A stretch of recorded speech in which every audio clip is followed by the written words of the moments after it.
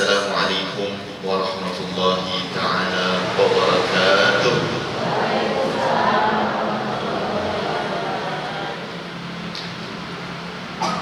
Alhamdulillahi rabbil alamin, wa bihi nasta'inu ala umuri dunya wal din, wassalatu wassalamu ala ashrafil anbiya'i wal mursalin وعلى آله وصحبه أجمعين. سبحانك لا علم لنا إلا ما علمتنا إنك أنت العليم الحكيم.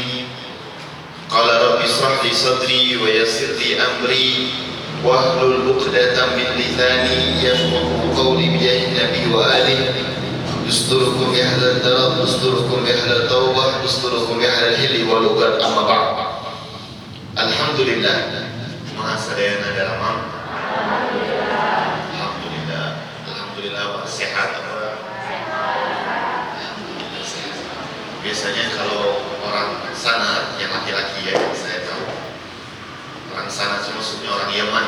Dari tempat saya belajar dulu, kalau ditanya kaifa haluk, bagaimana kabarmu, maka mereka menjawabnya dengan menyenangkan hati kita. Gimana menyenangkan hati kita? Alhamdulillah bi khair bi barakati du'aik. Alhamdulillah baik berkat doa kamu. Alhamdulillah baik berkat doa. Kadang dirahmat doakan aja. Nah, tapi betul, ternyata kalau kita doakan sering kita mengucapkan Allahumma hfadz lil muslimina wal muslimat. Kan doa ya. Nah, mudah-mudahan saya terkategorikan orang muslim, maka masuk dalam kategori doa yang kau bacakan. Maka saya bersyukur sama Allah keadaan saya sehat berkat hatimu, berkat doa. Menyenangkan hati orang adalah suatu amalan yang kadang kita nggak toleh atau kita tidak lakukan, tapi mengandung pahala yang besar di hadapan Allah Subhanahu wa Ta'ala.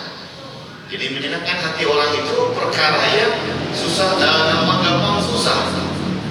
Kadang pilih-pilih. Kalau orang yang mau kita senanginya adalah orang yang memiliki titel atau orang yang memiliki followers yang banyak atau orang terenak, inanya itu gampang. Tapi giliran orang yang kita nggak kenal, ketemu di jalan, kadang cuma minta uang di lampu merah, mau nyenengin itu susah banget. Apalagi udah naik motor, mau kapal malam yang ketemu tukang parkir. Kadang nggak mau nyenengin. Padahal kesempatan tuh. Saya sering ajarin anak-anak saya atau murid-murid saya, kalau masih tukang parkir jangan 2.000.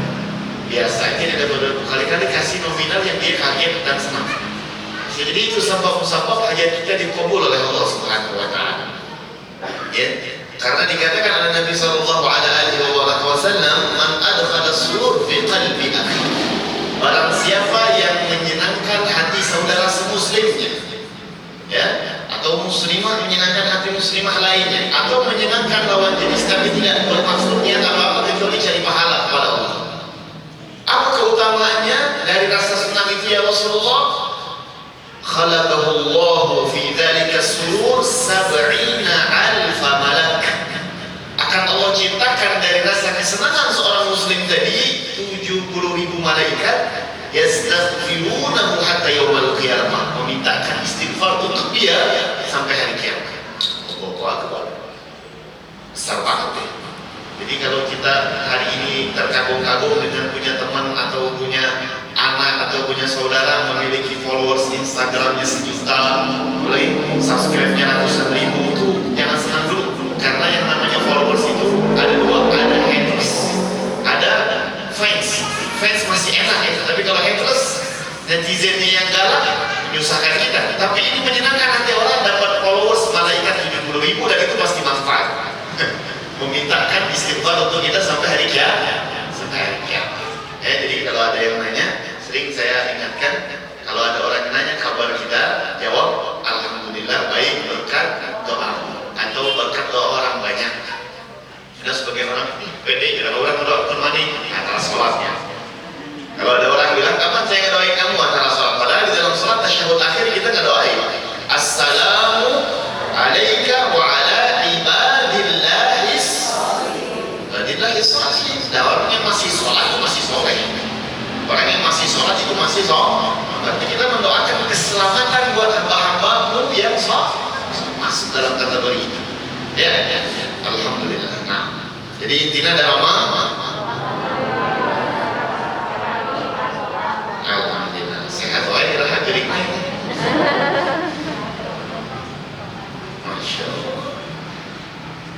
Sebelum kita memulai, alangkah indahnya kita membaca doa dulu. Tapi udah belum baca doa? Doa belajar belum? Udah doa belajar belum? Nah, kita baca doa belajar, ikutin sama-sama apa yang saya mau bacakan. Bismillahirrahmanirrahim.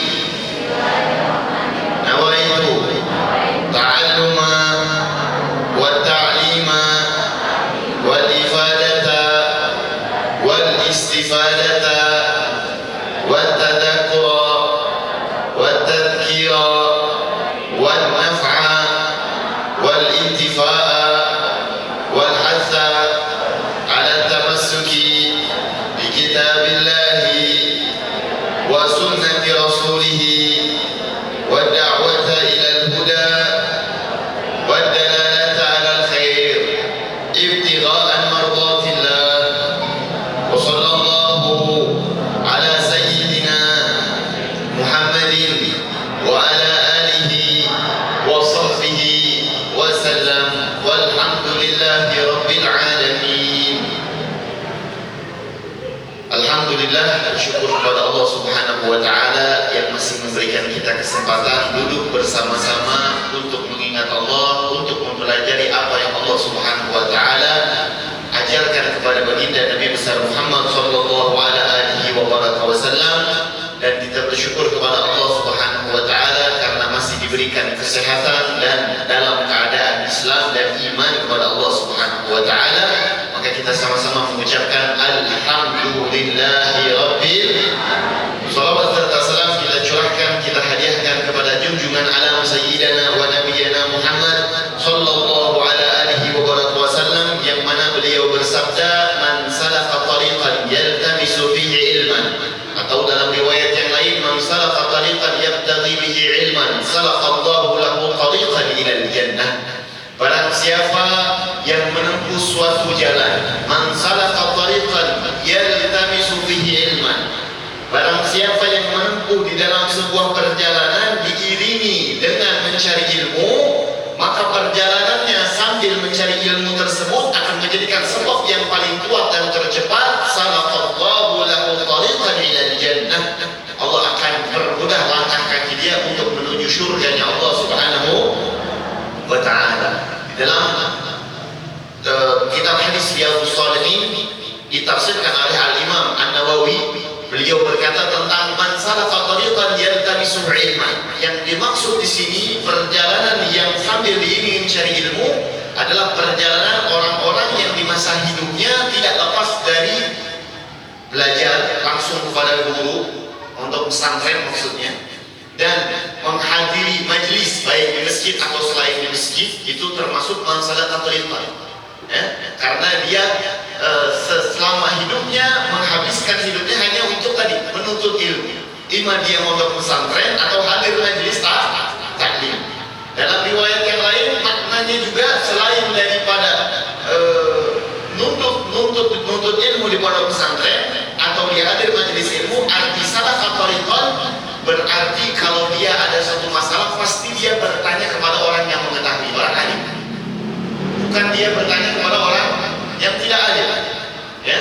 Jadi itu termasuk juga salaka tariqan. Setiap ada masalah dia tanyakan sama, karena itu termasuk kategori orang-orang yang Allah firmankan di dalam Al-Quran, fas'alu ahli dzikri in kuntum la ta'lamun. Maka bertanyalah dengan orang yang mengetahui kalau kita memang tidak tahu. Nah, jadi paham ya arti salaka tariqan apa?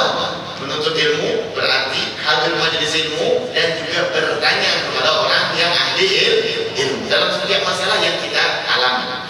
Tapi letakkanlah pertanyaan kita tadi pada posisinya. Jadi jangan salah memberikan pertanyaan pada orang yang bukan ahlinya. Banyak di antara kita memiliki anak mungkin yang maaf ya, anak kita mungkin sakit, ya, sakitnya panas. Atau mungkin dia sakitnya, naudzubillah min dzalik, ada suatu hal yang aneh dalam dirinya. Apa yang kebanyakan orang-orang lakukan? Datangnya sama ustadz yang mondok pesantren 10 tahun. Benar apa enggak? Oke, secara hakikat itu mungkin nanti bolehlah kita katakan benar, tapi secara zahir enggak pas. Kenapa? Orang yang belajar mondok pesantren 10 tahun dia ngajinya apa?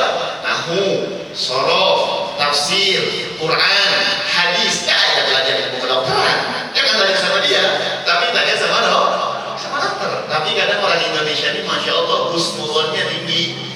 Saya meminta doa dan bertanya obat kepada ini anak santri bukan karena dia dokter, tapi karena dia orang soleh. Bisa jadi dengan doanya diijabah oleh Allah Subhanahu.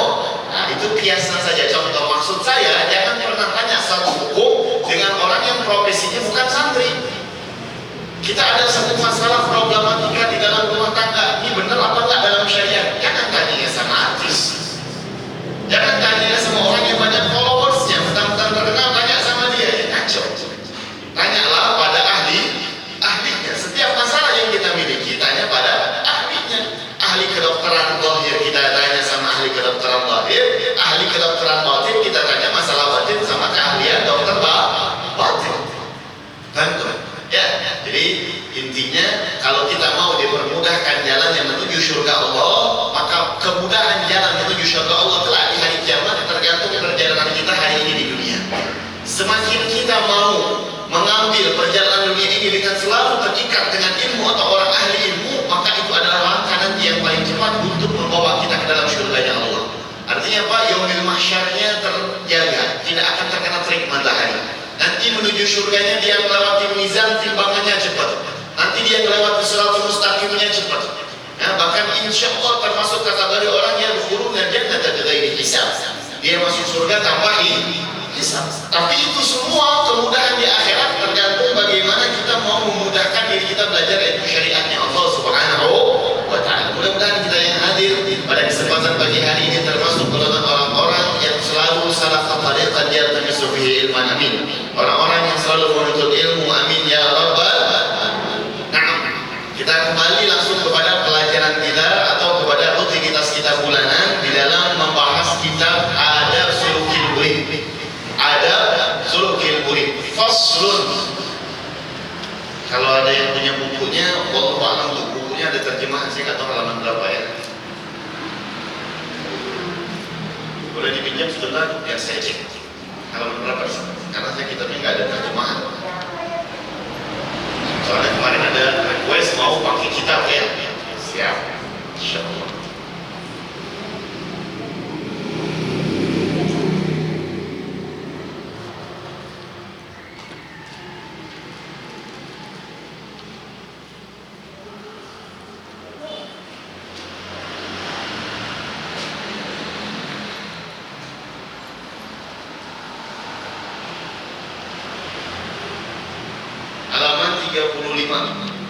Halaman 35 Faslun.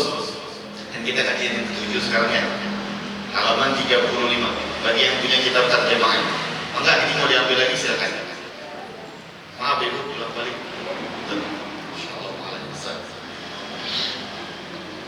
Faslun. Wa 'alal muridi an yajtahida fi hifdzi qalbihi min al-wasawisi wal afati wal khawatir rabbiyah. Ada ya? Ada? Karena kemarin permintaan dari ibu-ibu mau ngajinya kayak santri katanya, pengen ada kitabnya, pengen digarap. Padahal awal kemarin saya bahasnya global aja, biar cepat dimudahin dan mudah-mudahan pelajaran kayak gini gak bikin ngantuk ya. Dan kemudian kalau mau pakai kitab seperti ini, ada permintaan kecil dari saya. Next time kalau ibu-ibu bawa tas, taruh kitabnya di atas tas, jangan di bawah. Jangan di bawah sejajar sama kita punya kaki. Tapi kitabnya taruh di atas tasnya, atau kalau punya meja kecil, taruh di atas meja. Karena memuliakan kitab-kitab para ulama yang di dalamnya ada Bismillah, ada hadis Rasulullah, ada Al-Qur'annya, itu pun bagian daripada perintah baginda Nabi besar Muhammad sallallahu alaihi wasallam, yang mana Rasulullah ketika suatu hari kedatangan orang Yahudi. Maka orang Yahudi tadi minta Rasulullah menjadi hakim dalam kasus perceraian mereka, orang Yahudi. Maka kata Rasulullah SAW, apa? Ayo kemana saya mau dibawa? Diajaknya ke rumah seorang Yahudi. Ternyata di rumah orang Yahudi tadi Rasulullah minta kitab mereka, Taurat. Setelah dikasih kitab Tauratnya kepada Nabi SAW, diletakkan di bawah. Nabi duduknya di kursi, kitab Tauratnya di bawah. Apa yang Nabi lakukan? Nabi turun dari kursi, kitab Tauratnya diletakkan di atas kursi.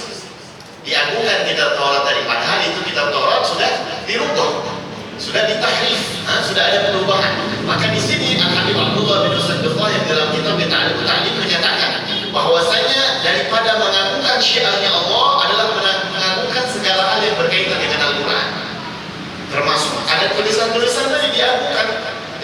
disejajarkan sama kita punya kaki, jangan disejajarkan sama kita punya bokong. Ya? Jadi banyak di antara kita sekarang melihat orang-orang kok kayak mutahanyin, meremehkan Al-Quran ditaruh di bawah. Mungkin dalam hatinya saya yakin dia ada rasa meremehkan. Tapi bagi orang yang paham, orang ahli ilmu yang melihat, itu seakan-akan meremehkan. Maka jangan buka peluang itu.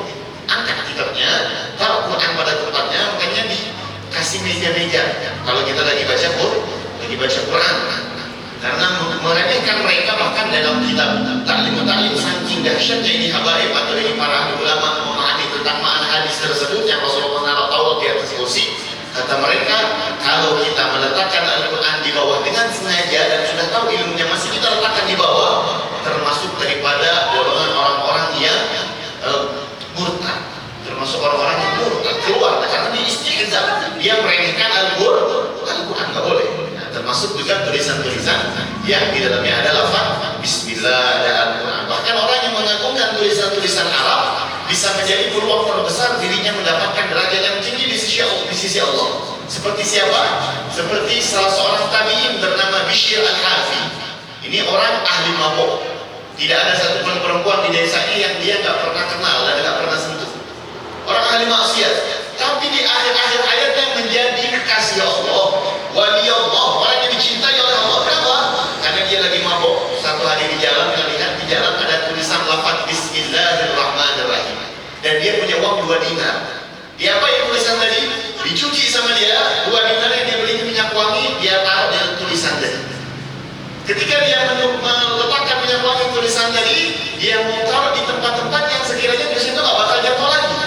Maka dia bingung, kemana saya meletakkan ini tulisan, pasti jatuh terus karena ini tipis gitu. Akhirnya apa yang dilakukan? Dibulatin namanya, dimakan. Biar masuk ke perut saya katanya. Nah, padahal sebenarnya secara logik tidak bagus juga. Tapi dia karena ingin mengagungkan usaha Allah tadi.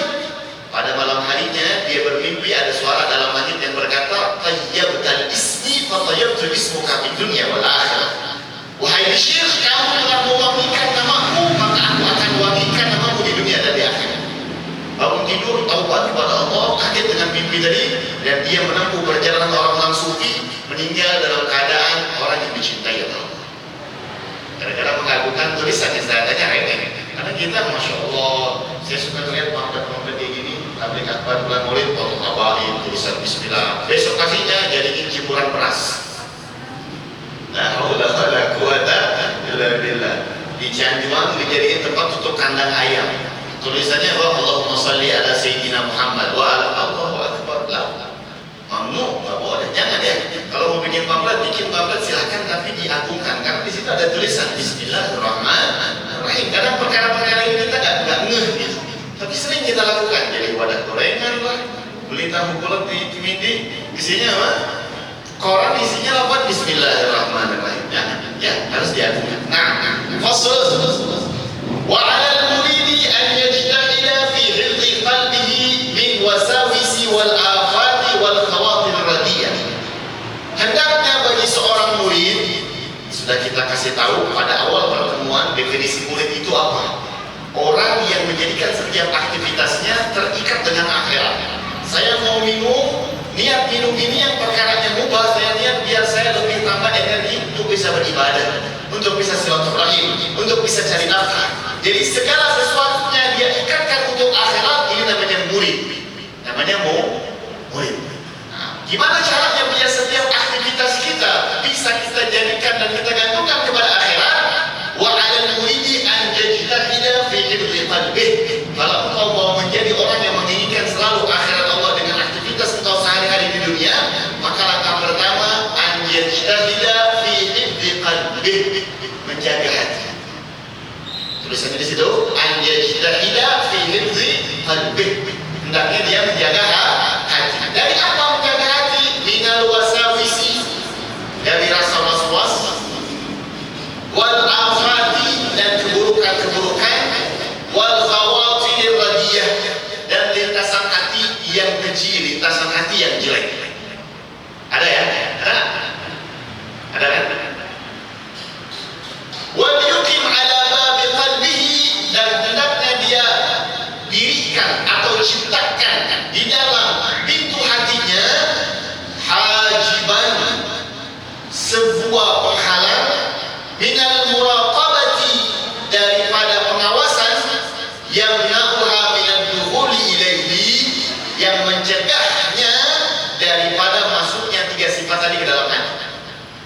jangan fokus sama arti di situ, bingung kan? Ya, baca kitabnya ini. Fa'innaha indakhalatu, karena kalau kita nggak memiliki pintu untuk mencegah 3 perkara tadi masuk dalam hati kita, afsadathu, maka akan rusak hati kita. 3 perkara tadi. Apa 3 perkara tadi? Was-was, afat, kejelekan, sama lintasan hati yang jauh. Wa ya'suru ba'da dzalika ikhrajuha minhu, karena kalau sudah masuk susah untuk mengeluarkannya lagi. 3 perkara tadi. Maka kita harus senantiasa menciptakan penghalang di dalam diri kita untuk masuknya 3 perkara. Wal yubalik fi tanqiyat qalbihi alladhi huwa mawdi'un nadhar rabbih, maka dia harus yubalik, betul-betul siaga satu, harus betul-betul bersiaga untuk apa? Membersihkan dari hatinya segala sifat-sifat yang jelek, atau menutup hatinya sebelum masuk 3 perkara yang jelek tadi. Kenapa? Karena huwa mawdi'un nadhari rabbih, karena hati adalah tempat penglihatan Allah Subhanahu wa ta'ala. Minal maili ila syahwati dunia, kita harus menjaganya dari apa? Daripada condong kepada dunia. Wa minal hikdi, daripada rasa hasud atau dengki sama orang. Wal ghilli, ya, rasa pengen lebih unggul dari mereka. Wal ghishi, menipu mereka. Minal muslimin, daripada kalangan orang-orang yang muslim. Terus menjaga hati lagi dari apa? Wa minal dhanni su'i ahadin minhum, dan mencegah hati kita daripada buruk sangka kepada salah seorang muslim. Wal yakun nasihan lahum rahiman bihim musyfiqan alaihim, tapi jadikanlah kau punya hati selalu menasihati mereka, ya, sayang kepada mereka, lembut kepada mereka, dan berkeyakinan mu'taqidan khairan fihim, kau berkeyakinan mereka itu lebih baik daripada diri. Itu seharusnya hati kita sebagai seorang yang mau muridul akhirah, menjadi orang-orang yang selalu berkeinginan kepada akhir. Yuhibbu lahum ma yuhibbu li nafsihi minal khair. Kita harus mencintai mereka sebagaimana kita mencintai diri kita sendiri. Kalau kita cinta sama diri kita sendiri, kita nggak bakal melontarkan diri kita kepada keburukan. Maka jangan pernah lidah kita melontarkan keburukan kepada saudara semuslim kita. Karena mencintai mereka harus sama kayak kita mencintai diri kita sendiri. Itu kepada muslim yang lain yang nggak punya darah ikatan sama kita. Hanya ikatannya kalimat la ilaha illallah. Bagaimana dengan orang tua? Bagaimana dengan istri? Bagaimana dengan suami? Bagaimana dengan anak? Bagaimana dengan cucu, keponakan, dan lain sebagainya? Itu pun harus dijaga. Wa yaqra'u ma yaqra'u li nafsihi minasyarr, dan kita harus membenci untuk mereka segala sesuatu yang dibenci oleh diri kita sendiri. Kita benci untuk melakukan A, B, C, maka juga kita jangan sampai melihat saudara kita melakukan A, B, C yang sifatnya sudah benar-benar terbuka, kita diam aja, jangan. Nasihati.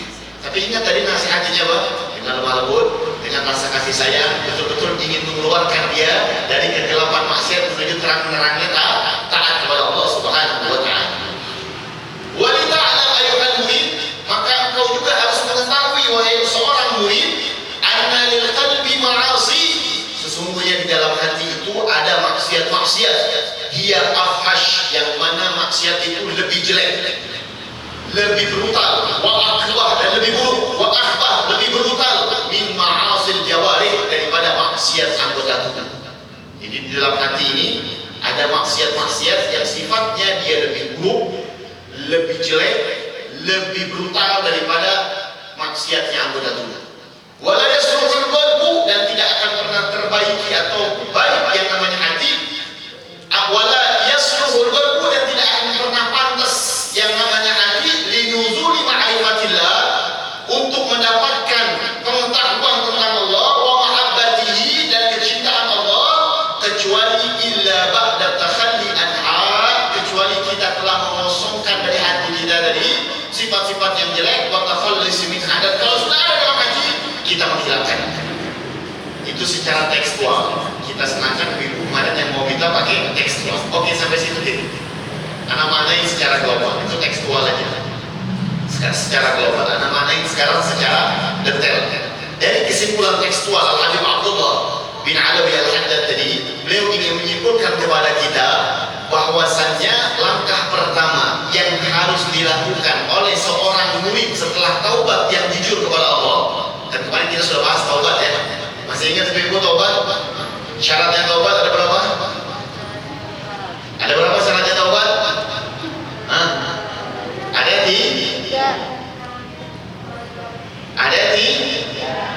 Ada empat.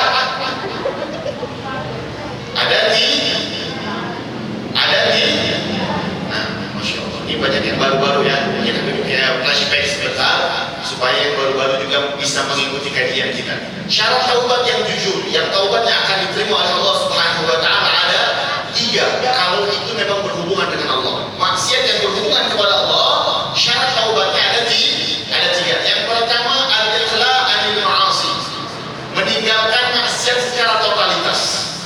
Jadi kalau kita punya satu maksiat kepada Allah berupa apa? Maksiat kita misalkan, naudzubillah min dzalik, kita meragukan Allah atau nggak yakin sama Allah di dalam hati kita. Nah, maka maksiat ini cara untuk taubatnya tinggalkan maksiat itu dulu secara totalitas.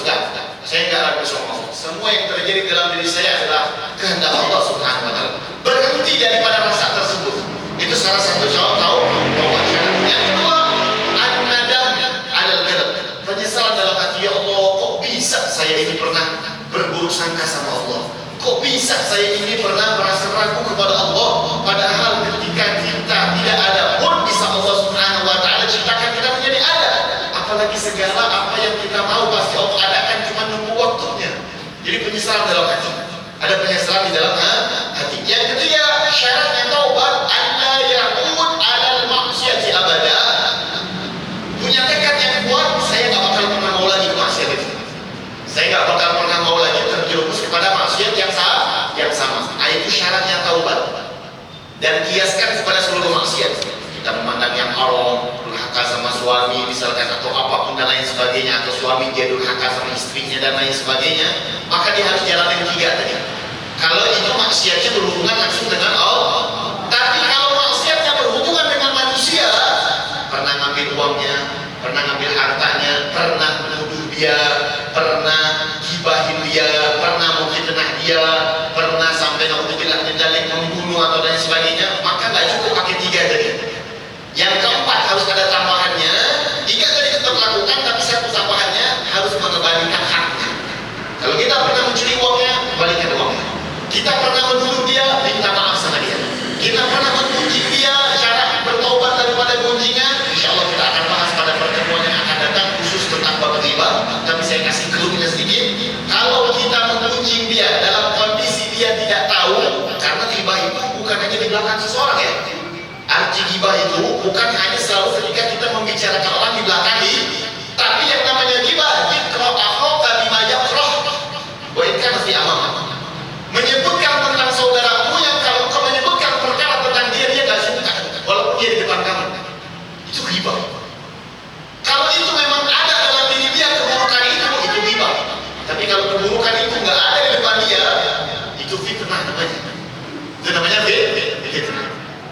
Jelas ya? Jadi harus mengembalikan haknya. Nah, kalau udah selesai sekilas itu kemarin tentang masalah taubat, maka apa langkah berikutnya yang harus dilakukan oleh seorang murid?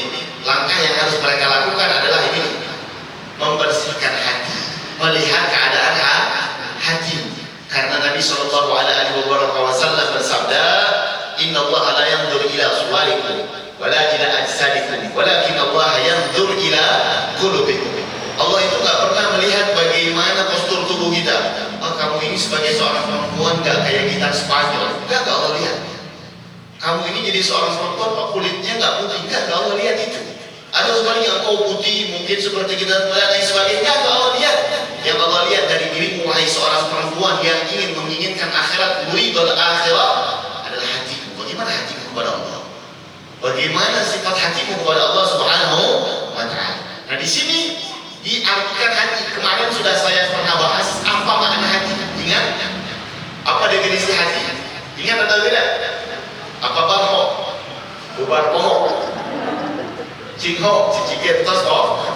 Sudah saya bahas secara detail. Mungkin bagi yang tidak tahu hati itu apa, bisa kembali kepada live streaming atau YouTube. Ada di HRI Official. Karena kalau saya terus flashback nanti waktunya habis. Masih banyak yang mau kita belajarin ya. Bisa ibu yang nggak hadir mungkin pada pertemuan yang lalu, apa definisi hati bisa dibuka di YouTube HRI Official, atau mungkin majelis Darul Ilmi punya rekamannya, minta sama pengurus daripada majelis ini. Kita langsung aja. Jadi yang namanya hati itu wajib dijaga. Nah, cara menjaga hati kemarin sudah kita ketahui bahwasannya di dalam diri seorang manusia, para ulama ahli pakar hati menyatakan bahwasannya di dalam diri setiap manusia paling banyak satu hari satu malam melewati di dalam hatinya ada 70.000 lintasan berlalu di dalam hati. 70.000 lintasan.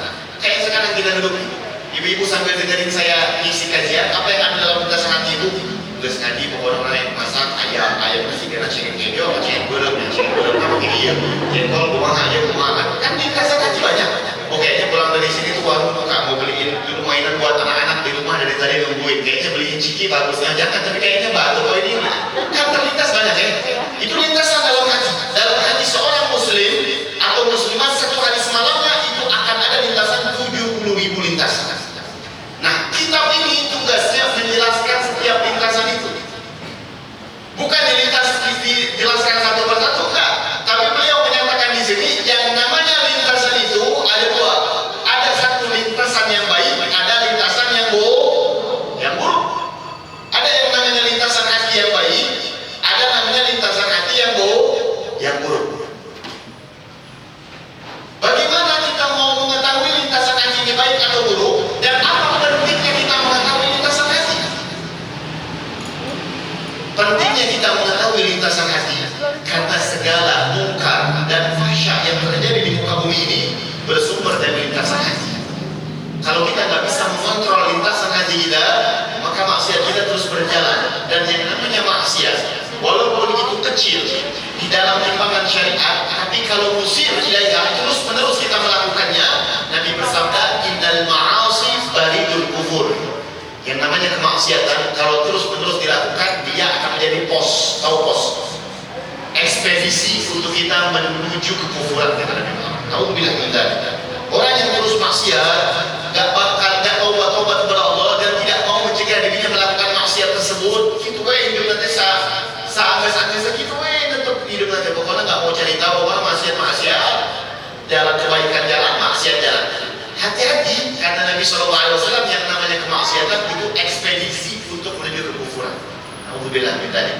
Jangan sampai gara-gara maksiat yang Allah bukakan pintu taubat begitu besar, kita nggak mau taubat dan nggak mau keluar dari maksiat, ujung-ujungnya nauzubillah meninggal suul khatimah. Dan kalau meninggal dalam keadaan kufur, abadan abadina, selama-lamanya dalam neraka. Bukan 60 tahun dalam neraka, 60 tahun masih penting. Itu pun pentingnya menurut siapa? Bukan menurut saya. Pentingnya menurut saya nggak tahu. Nggak enak di neraka itu, bukan enak. Ini selama-lamanya kalau meninggal dalam keadaan kufur, maka mempelajari ilmu lintasan hati bisa menjadi pelajaran yang wajib. Karena dia yang mencegah kita untuk bisa terhindar dari segala jenis kemaksiatan. Dan ilmu adalah penerang bagi hati kita. Dengan ilmulah kita bisa mengetahui mana yang baik, mana yang buruk. Ya, makanya penting sekali dan tidak aneh ketika kita mendengar sekian banyak keutamaan orang menuntut ilmu dari Nabi Muhammad. Karena ini penerang hati. Jadi penting ya belajar tentang ilmu hati tersebut, lintasan tersebut. Nah, sekarang setelah kita mengetahui apa pentingnya belajar tentang lintasan hati, kedua, bagaimana cara kita bisa membedakan mana lintasan hati yang baik, mana lintasan hati yang buruk. Saya rasa saya sudah bahas. Jadi ibu harus mengiyakan karena memang saya bahas, saya ingat ada rekamannya. Sudah saya pernah jelaskan bagaimana cara membedakan lintasan hati yang baik, bagaimana membedakan cara lintasan hati yang buruk dengan meletakkan setiap lintasan yang terlintas dalam hati kita dalam 3 timbangan. Masih ingat? Nah, ini mau diulang aja atau mau itu? Ini diulang sekali, ini diulang lagi, terusin bapak yang akhirnya. Tapi nggak apa-apa lah, karena banyak wajah-wajah yang baru. Mungkin kita ulang apa gimana nih? Diulang? Apa lanjut? Nah, kalau diulang berarti ibu-ibu harus punya semangat yang kuat. Dan saya sangat senang sekali sama ibu-ibu yang semangat. Minta jadwal kajiannya tambah, jangan sebulan sekali, ada kode. Minta jadwal kajiannya tambah gitu, jangan cuma sebulan sekali saja kita tambah, karena nggak cukup waktu durasi 2 jam 3 jam menjelaskan ini, harus banyak pertemuannya, minimal sebulan 2 kali, sebulan 3 kali. Jangan dari panitia dia namun panitia yang minta jadwal kami nanti pusing, bukan pusing masalah uang nggak pusing mereka minta, ibu yang request, mereka lebih semangat. Mereka panitia juga lebih giat. Ya, jadi kalau mau nanti minta jadwal tambahan, nanti bisa disesuaikan dengan jadwal Habib. Nggak harus setiap hari Sabtu, gitu kan. Banyak hari-hari yang lain. Kalau ibu-ibunya nah, kalau kita memiliki lintasan di dalam hati kita, letakkan dalam 3 timbangan sebagai tujuan untuk kita mengetahui ini lintasan baik atau tidak. Letakkan dalam 3 timbangan. Timbangan yang pertama, maksudnya pilih dari 3 timbangan tadi, pilih salah satu dia. Letakkan di timbangan pertama. Apa timbangan pertama? Timbangan pertama kita punya lintasan, letakkan di dalam timbangan syariatnya Allah. Apa maksud daripada syariat Allah? Syariat Allah itu ada 5. 5 wajib, sunnah, haram, makruh, mubah. Kalau ada lintasan dalam hati kita letakkan pada timbangan syariat tadi. Ini dalam syariat dipandang lintasan hati ini baik, wajib atau sunnah. Kalau wajib, kalau saya tanya, wajib langsung lakukan. Saya terlintas detik ini pengen melakukan sholat zuhur, detik ini juga. Lakukan apa jangan? Lakukan apa jangan? Hah? Jangan, haram. Baca waktu-waktu lah. Jangan, belum masuk waktunya, masih jam 10. Kan detik ini saya bilang. Tapi boleh gak melakukan lintasan hati pengen sholat zuhur? Boleh gak saat ini? Boleh kalau kodoan. Kodoan kan? Melakukan kodok gak harus pada waktunya. Jadi jangan salah paham ya. Melakukan kodok sholat tidak harus pada waktunya. Kodok sholat dilakukan dalam setiap waktu sekalipun boleh. Kita punya kodok sholat selama 1 tahun, berarti 360 hari. Apa yang kau jadikan kodok? 5-5-nya atau hanya sholat zuhur? Sholat zuhur berarti sholat zuhurnya 360 hari. Bagaimana ingin mengatur waktunya? Dia udah atur aja. Sehari jadwalin saya sholat zuhur minimal sehari itu 4 kali. Kapan waktunya bebas? Mau waktu zuhur, mau di luar waktu zuhur, mau waktu asar, mau ketika matahari terbit sekalipun nggak apa-apa. Kalau ini sholat fardu, karena kodok itu fardu juga, wajib juga. Bahkan orang yang ketika dia meninggalkan sholat, di dalam kitab Majmu' al-Mushtami ala Arba'il Wasail karangan Syekh Al-Imam Sayyid Ahmad Zaini Dahlan, orang yang meninggalkan sholat tanpa wudu dengan sengaja, maka selagi dia belum mengkodok sholatnya, nggak ada wudu, dia tinggalkan sholat begitu aja, belum dia kodok. Maka apa yang terjadi? Yang terjadi seluruh apa yang dia jadikan fasilitas dalam dirinya melaknat dia. Dia lagi makan, setiap suapannya laknat dia. Ya Allah, jauhkan dari rahmatmu. Ya Allah, itu makanan yang setiap masuk dalam tubuh dia minta jauh daripada diri dia. Pakaiannya kata Nabi Muhammad, pengen minta kalau bisa dia pengen lari dari tubuhnya. Dilaknat semua. Sama pakaiannya, sama celananya, sama semua. Yang menjadi rumahnya pengen cepat-cepat minta ya Allah biar dia keluar dari rumah ini. Dan jadikan ketika dia keluar rumah celaka. Rumahnya diminta. Tapi Allah Maha Rahim. Untung Allah masih Maha Rahim. Makhluk Allah ini, selain Allah, makhluk Allah ini dalam hadis yang sahih setiap hari menuntut sama Allah. Ya Allah, ini manusia ini, kata laut, maksiat terus, izinkan saya menenggelamkan mereka. Langit minta izin setiap detik sama Allah. Ya Allah, aku jadikan aku ini hukum buat manusia. Banyak maksiat kepada engkau. Apa jawaban Allah? Innakum lam takhluqu. Wahai gunung yang ingin pecah, laut yang pengen menenggelamkan, langit yang pengen roboh, ketahuilah kalian bukan menciptakan mereka, aku yang menciptakan mereka. Aku yang lebih tahu. Untuk yang namanya langit, gunung, laut itu musakhar. Apa musakhar sudah Allah tunjukkan buat kita. Gak bisa berkutik dia. Saking dia senantiasa geram atau benci sama orang yang meninggalkan sholat, maka dia setiap hari minta sama Allah. Kita jangan jadi orang yang seperti itu.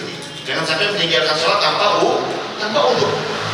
Nah, lintasan hati yang sudah terlintas dalam hati kita, kalau dia lintasan hatinya nanti di timbangan syariat wajib, lakukan. Kalau sunnah, iya, lakukan juga. Karena itu perkara yang baik. Yang ketika melakukannya dapat pahala dari Allah Subhanahu wa Ta'ala. Ya kalau kita tinggalkan nggak dapat dosa, tapi dilakukan dapat pahala. Kemudian apa? Perkara yang makruh, tinggalkan. Ijtanibha. Karena perkara yang makruh, walaupun ketika dilakukan tidak dapat dosa, tapi ketika dilakukannya dia mendapatkan murka Allah. Apa maksudnya murka Allah? Ini orang nggak bakal diangkat derajatnya. Walaupun nggak dicatat dapat dosa, tapi ini orang jauh diangkat derajatnya oleh Allah Subhanahu wa Ta'ala. Udah keadaannya seperti itu, ya kelas 1 pun nggak bakal naik ke kelas 2, kelas 3, nggak kalah, karena sering melakukan perkara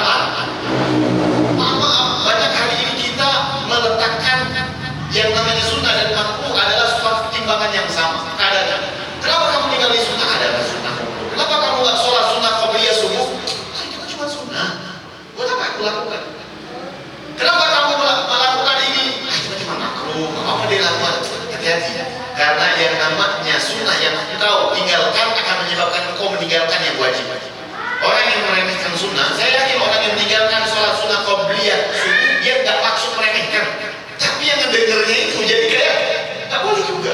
Jadi kalau memang kita tidak melakukan ibadah sunnah, istighfar, astagfirullah, hari ini saya ketinggalan satu kesempatan yang bisa menyebabkan saya mendapatkan cintanya Allah.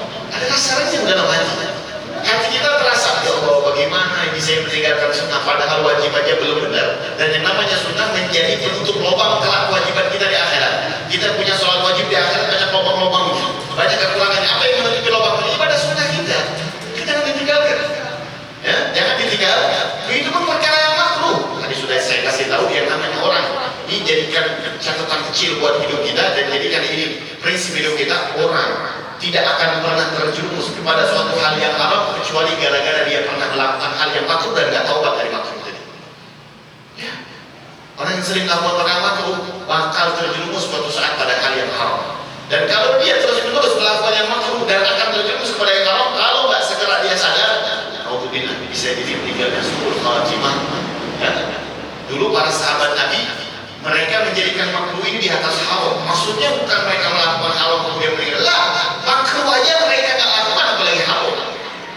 Makruh aja nggak mereka lakukan. Ma fa'altu bi makruh wala hamaltu bih. Kata generasi zaman 10 abad ke sini yang diwakili oleh Syekh Umar Mukhtar. Kata mereka, kami dididik oleh orang tua kami, jangankan melakukan perkara yang makruh, terlintas melakukan perkara makruh aja nggak pernah.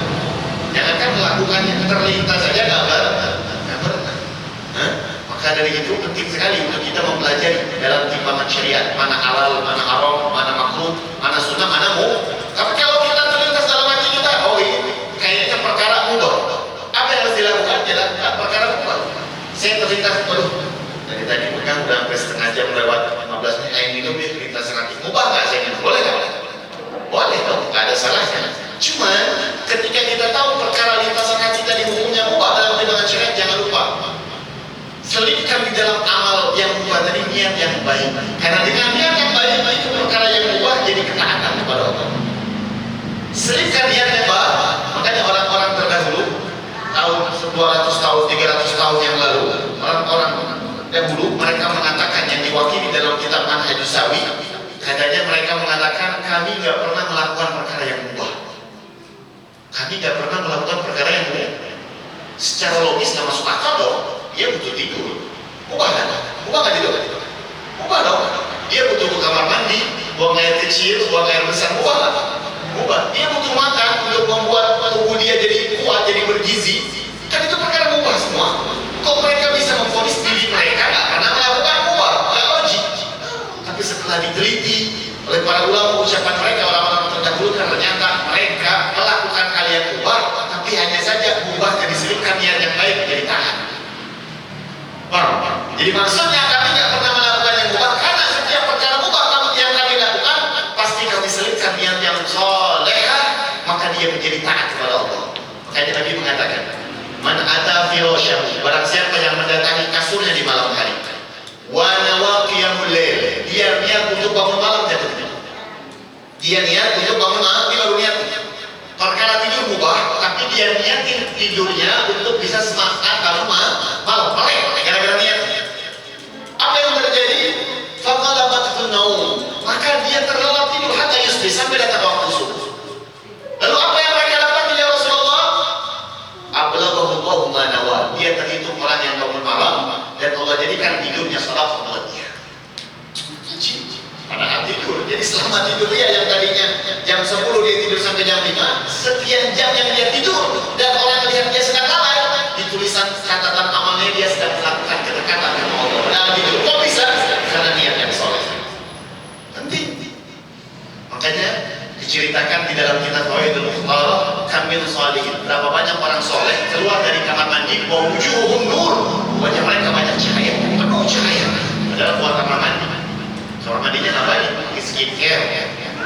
Nah ya, di kamar mandinya ngapain? Taqarruban ila Allah. Mereka mau masuk kamar mandi baca doa. Di kamar mandi menjalankan sunnah-sunnah Nabi Muhammad.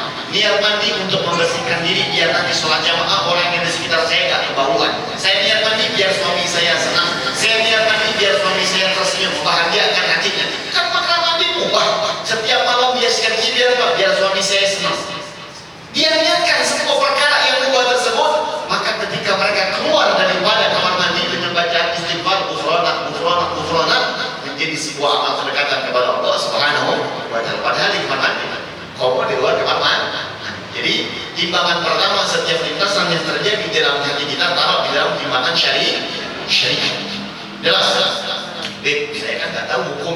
kita lintasan hati harus dijawab ketika itu juga.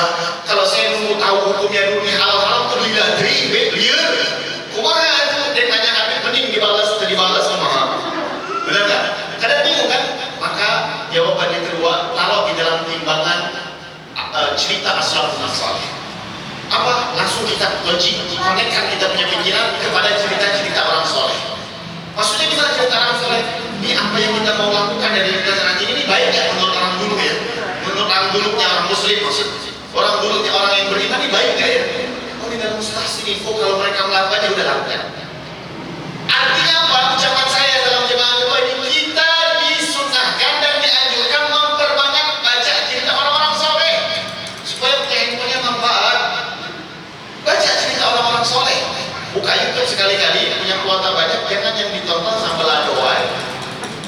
Ya, jangan nonton TikTok ini, jangan.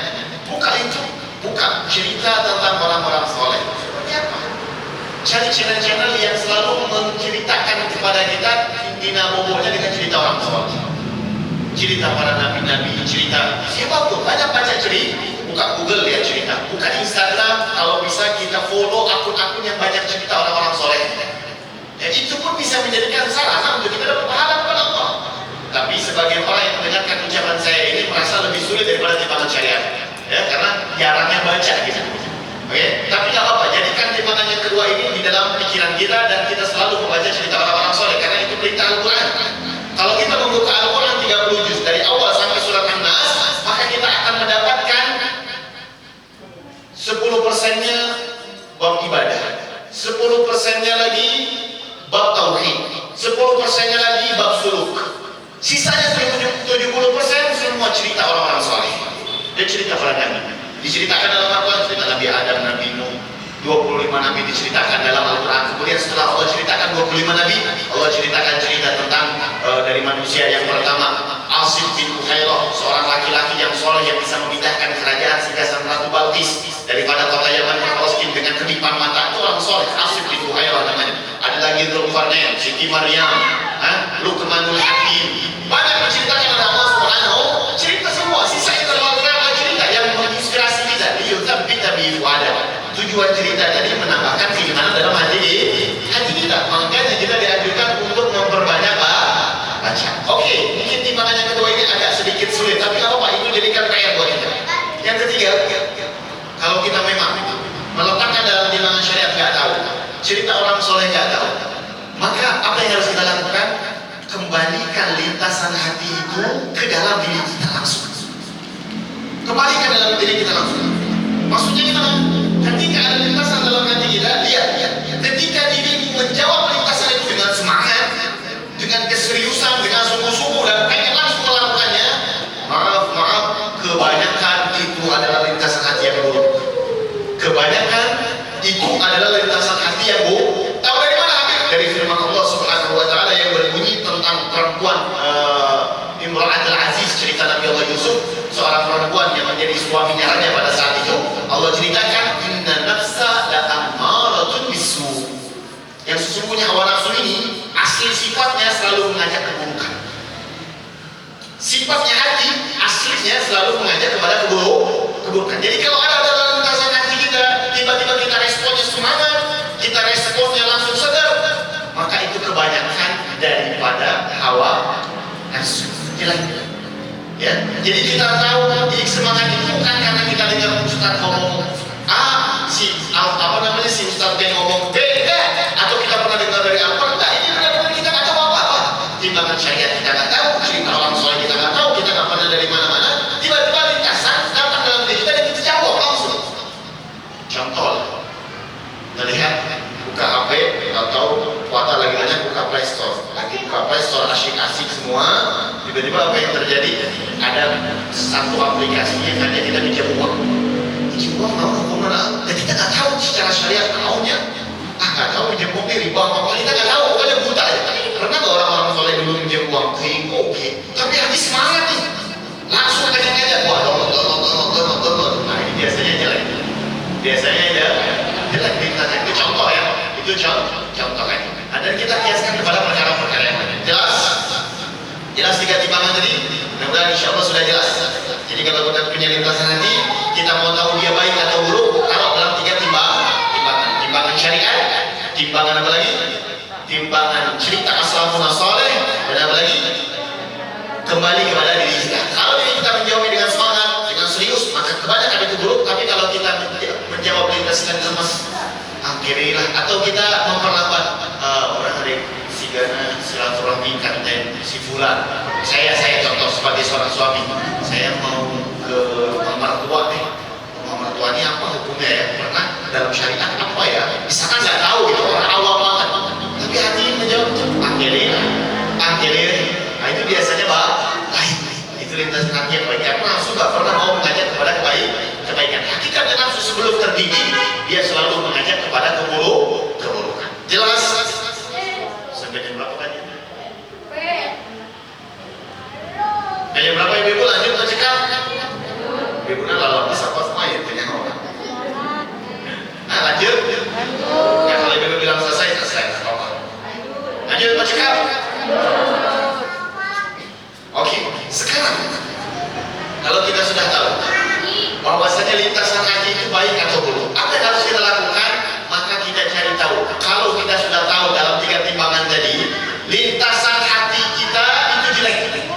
Lintasan misalkan udah diponis, dia lintasan hati jelek. Kita sudah ponis. Misalkan ada lintasan dalam hati kita berupa apa? Memutus tali silaturahim. Apa menurut timbangan? Dari awal timbangan syariat mengatakan memutus silaturahim daripada perkara yang haram. La yadkhulul jannah al-ghadi, kata Nabi. Tidak bakal pernah masuk surga orang yang memutus tali silaturahim dan dia dapat murka Allah Subhanahu wa taala. Udah jelek dari awal lintasan hati itu tidak sudah kita ketahui bahwasanya itu lintasan hati yang jelek. Tugas kita ngapain sekarang? Cari tahu. Dari mana lintasan hati jelek tadi datang? Pertama, apakah dia dari syaitan? Kedua, apakah dia daripada hawa nafsu, ya, atau daripada bisikan diri yang dinamakan hawa nafsu?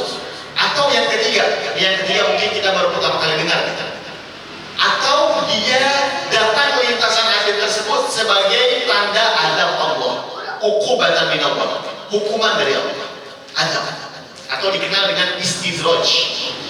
Istidraj. Kita harus tahu lintasan hati yang jelek tadi datangnya dari mana.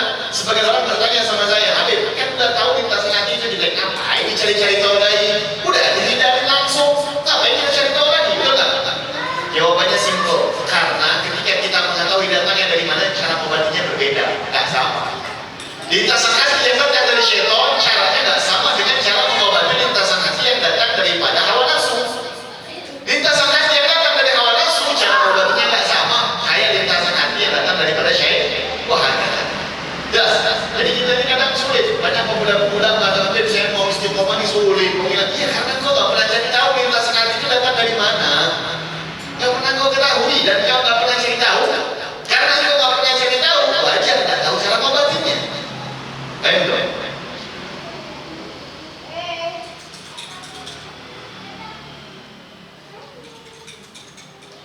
Ya, jadi harus mencari tahu datangnya dari mana. Oke, yang pertama kita mau tahu ini lintasan hati datangnya dari syaitan atau dari hawa nafsu, maka kita harus langsung datangkan obat.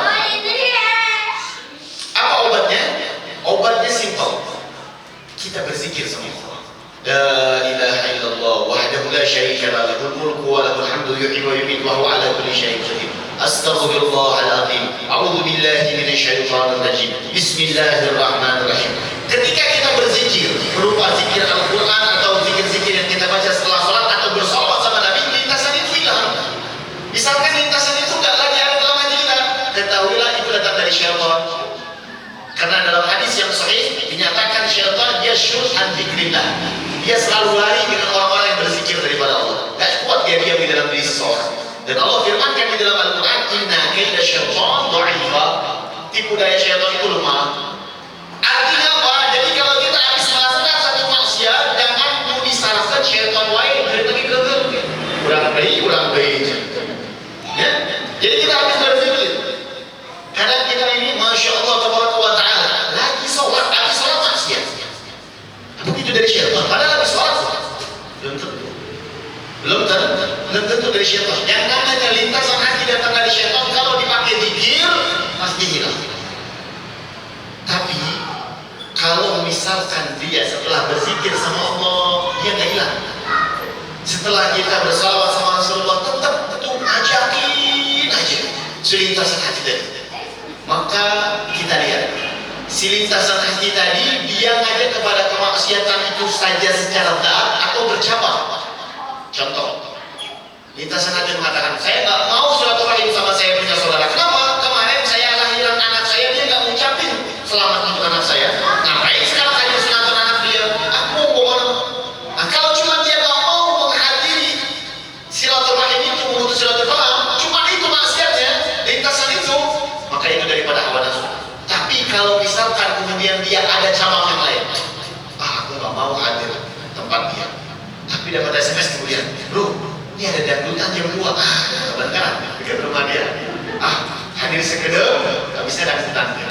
Kan bercabang tuh maksiatnya. Tadi niatnya nggak mau kepada kemaksiatan memutuskan, tiba-tiba tumbuh yang lain, mengakar yang lain. Itu dari syaitan. Kenapa? Karena syaitan tugasnya menghancurkan kita. Dia nggak mau tahu hancur dalam segi apapun, terserah. Yang penting kamu hancur, yang penting kamu bermaksiat. Mau karena memutus silaturahim, mau karena kau lihat perempuan, kau lihat cowok, terserah. Yang penting kamu hancur. Itu godaan syaitan. Tapi kalau hawa nafsu ini cuma buat satu aja. Pokoknya saya nggak mau hadir tempat acara dia selamanya. Ada aku taruh bodoh amat, ada aku taruh embung mau mana? Dia nggak mau pokoknya. Udah secara itu, nah itu biasanya datang daripada hawa nafsu.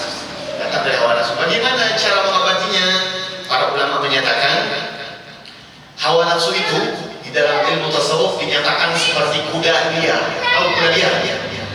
Kuda liar tidak akan pernah bisa jinah. Kan hawa nafsu itu melekat dalam diri kita. Setiap orang diciptakan dalam keadaan memiliki hawa nafsu. Beda dengan malaikat. Tapi setiap orang yang Allah ciptakan hawa nafsu sebagai seorang muslim, Allah ajarkan cara mendidiknya. Allah ajarkan cara mendidiknya supaya dia yang tunduk sama kita, bukan kita tunduk sama dia. Hawa nafsu. Maka bagaimana cara mendidik hawa nafsu tersebut? Seperti kuda liar. Yang namanya kuda liar, kalau mau tunduk sama majikannya, dua hal yang harus dia lakukan. Pertama apa? Qalilil alaf. Apa arti qalilil alaf? Kurangin makanan pokoknya. Biasanya nih kuda makan sehari 3 kali, kasih 2 kali aja. Begitupun kita manusia. Kalau kita tahu bahwasanya sehari kita makan 3 piring, ya kurangi. Tapi jangan sampai ibu hamil kemudian mulai makannya, saya ke suami ada kaulan deh. Ya, bukan maksudnya kurangi porsi makan kita dengan lihat untuk bisa mendidik hawa nafsu tadi. Ya, jangan sampai kalau besar, nggak kurang aja. Biasanya porsi saya makan sehari 3 piring, hari ini kurangi. Jadi 2 piring setengah, anggap 2 setengah. Kurangi dikit. Biasanya jam makan saya itu sekali makan porsinya ada 2 kali sudukan. Misalkan dia nggak kurangi 3 piring 3 kali makannya, cuman sedokannya dikurang. Karena yang namanya makan itu mengajak kepada kemalasan. Setelah malas akan tumbuh yang namanya sifat hawa nafsu. Jadi kurangi makan. Dan hari ini kita paling digoda dengan makan. Lagi Bandung, kulinernya luar biasa. Segala jenis makanan ada. Bahkan makanan yang paling terkenal yang berkaitan dengan setan. Rumah makan setan. Wah, so setan, dia setan, apa setan. Paling banyak pelanggan. Ya, semuanya tentang setan. Udah hawa nafsu makan tadi. Kemudian apa arti hawa nafsu? Segala sesuatu hal yang dia rasa lezat dengannya itu juga termasuk hawa nafsu. Jadi kurangi porsi makan yang biasanya banyak makan dan lain sebagainya, kurangi. Jangan niat dia doang ya, tapi niat biar bisa mendidik hawa nafsu. Itu cara yang pertama. Yang kedua, yang namanya kuda liar, tidak cukup hanya dikurangi makan, tapi harus kasratul amal, harus memperbanyak amal. Jadi bukan hanya si kuda tadi dikurangi makan, kemudian diri tidak semuanya kerja. Begitupun diri kita. Kalau sudah mengurangi makanan, maka apa yang terjadi? Perbanyak amal, bikin jadwal khusus. Saya bangun tidur punya jadwal harus sholat subuh berjamaah. Kalau suami sholat di masjid, saya punya anak perempuan, saya bangun anak perempuan saya sholat berjamaah sama anak perempuan saya. Kalau nggak punya, saya sholat sendiri, nanti sholat subuh saya baca zikir. Habis baca zikir, saya baca Quran. Kalau misalkan saya belum bisa baca zikir, baca Al-Quran, saya bisa sholawatan sambil nyapu-nyapu. Apa nyapu-nyapu sholawatan? Silakan, jangan tidur lagi. Habis sholat subuh jangan tidur lagi. Bangun pagi, tugas saya menyiapkan sarapan buat suami dan anak. Niat karena ingin cari pahala Allah, bukan ingin dapat gajian dari suami, bukan. Tapi itu no problem, apa-apa, itu hak kamu. Tapi tambahkan niat untuk mencari pahala di sisi Allah.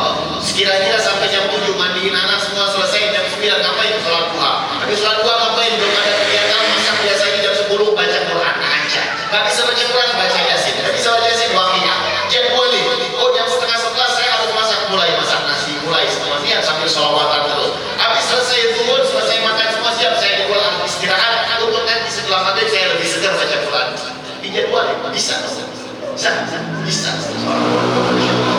Kegiatannya banyak banget yang positif, banyak amal, terbanyak amal. Nah, dengan dua perkara tersebut, maka lama-kelamaan lakukan ini seminggu aja, atau kurang dari seminggu, kita akan lihat bagaimana nafsu kita akan terdidik. Kita akan lebih strong untuk melakukan ketaatan kepada Allah, akan lebih semangat. Jadi setiap ada rintangan hati dikit, tidak, dia akan selalu tolak. Kenapa? Karena dia sudah mendidik diri. Karena yang namanya makan, tujuan pertama makan bukan untuk menyangin, tapi untuk membuat tubuh kita lebih kuat. Laparnya hilang, udah selesai sebetulnya. Makanya Nabi kenapa nggak pernah sakit? Karena beliau katakan, nahnu qaumin la na'kul hatta najud wa la na'kul hatta nashba. Kami adalah sebuah kaum, maksudnya Nabi sehat. Kenapa kami sehat selalu? Karena kami tidak makan kecuali saat kami betul-betul lapar. Dan kami berhenti makan sebelum kami kenyang. Lapar hilang, berhenti makan. Ya, tapi ya setiap orang beda-beda kan, macam-macam. Saya mau masya Allah nggak suka makan nasi rezeki, tapi makan Indomie nanti loh. Udah, saya wakil nih. Bakso loba, jangan dia dikurangin, makannya dikurangin. Oke, yang ketiga, ringkasan hati yang buruk datang dari mana? Kita lihat.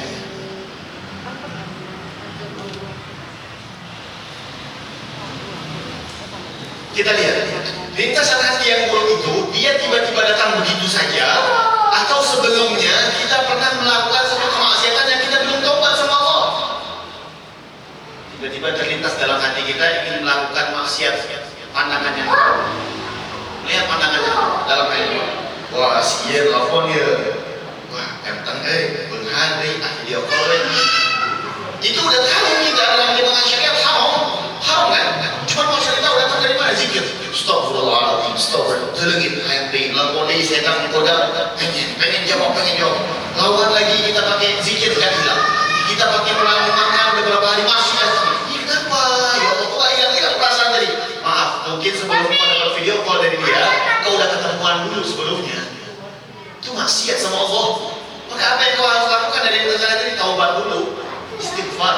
Astagfirullahaladzim. Salat sunnah 2 rakaat.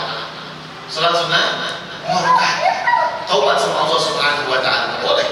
Bukan sama yang bukan haram. Enggak boleh haram. Kalau kau enggak taubat dari maksiat itu, atau maaf, kebanyakan orang kadang jadi dia buruk sangka sama Allah. Kenapa dia buruk sangka sama Allah? Ini yang saya banyak temuin kejadiannya ya. Orang banyak buruk sangka sama Allah sampai dia betul-betul kayak frustasi gitu. Kenapa? Saya bisnis berkali-kali tidak pernah sukses. Gagal deh, iya gue gagal, hatiku dicurangin ya, gagal. Kenapa deh? Saya jadi kayak nggak yakin sama Allah gitu. Saya bilang tuh rasa nggak yakin sama Allah datang dari mana? Itu jelas-jelas ya. Tapi saya ingin lihat datangnya dari mana. Setelah saya suruh istighfar, hampir datang perasaan datang terus. Suruh kali makan tetap. Oh maaf, saya mau tanya lebih detail lagi, maaf. Tapi ini privasi kau. Tapi saya pengen tanya. Pertama kali kau berbisnis modalnya dari mana? Mana deh? Modal, jujur aja. Warisan kan? Dari warisan. Oke, saya bilang. Berkah warisan itu, uang dari warisan itu barokah haji. Cuma pertanyaannya, berapa kau punya saudara? Cerita setelah kita detail-detail kan, ternyata bagi warisnya nggak benar. Ada saudara dia yang terzolimi dan banyak yang sakit hati dengan warisan yang dia dapati. Subhanallah. Diawali dia punya bisnis tak baik karena dapat dari warisan yang tidak dibagi dengan benar. Dan banyak sakit hati nggak akan berkah. Dari rasa dari pelakuan maksiat dari warisan yang nggak benar tadi menemukan timbul dalam hati keraguan kepada Allah. Nggak bisa itu keraguan hilang kecuali taubat dulu dari maksiat tadi. Datangin saudaramu, minta maaf sama mereka. Dan kau niat sama mereka, aku hari ini nggak bisa bayar bagianmu, tapi kau doakan. Aku punya niat kalau aku punya bisnis kali ini pertama kali aku akan bayar. Datangin minta maaf. Berberkah. Berjalan sedikit. Sampai sekarang dia berjalan. Nah itu caranya. Ya, jadi lintasan hati yang buruk berupa bersangka sama Allah atau itu kadang gara-gara maksiat yang kita belum tahu kan. Mungkin maksiatnya 10 tahun lalu, tapi Allah tak bakal melupakan. Kalau kita nggak tahu sama Allah Subhanahu wa taala. Makanya di dalam sholat perbanyak istighfar, perbanyak bertaubat sama Allah dalam setiap keadaan. Karena takutnya kita punya dosa yang kita nggak sadar, yang kita nggak tahu. Makanya banyak istighfar kepada Allah Subhanahu wa taala. Wallahu a'lam bishawab. Jadi itu kira-kira lintasan hati, taruh dalam 3 timbangan syariat, cerita orang soleh, atau kembalikan sampaikan kepada diri kita. Kemudian kalau sudah kita tahu bagaimana lintasan hati tersebut dia buruk, kembalikan kepada 3 sumber lagi, syaitan, hawa nafsu, atau adab daripada Allah Subhanahu wa taala, dan sudah kita pelajari obat-obatnya. Next time kita akan mempelajari lintasan hati yang baik datangnya dari mana. Karena cara menjaganya berbeda. Cara menjaganya berbeda.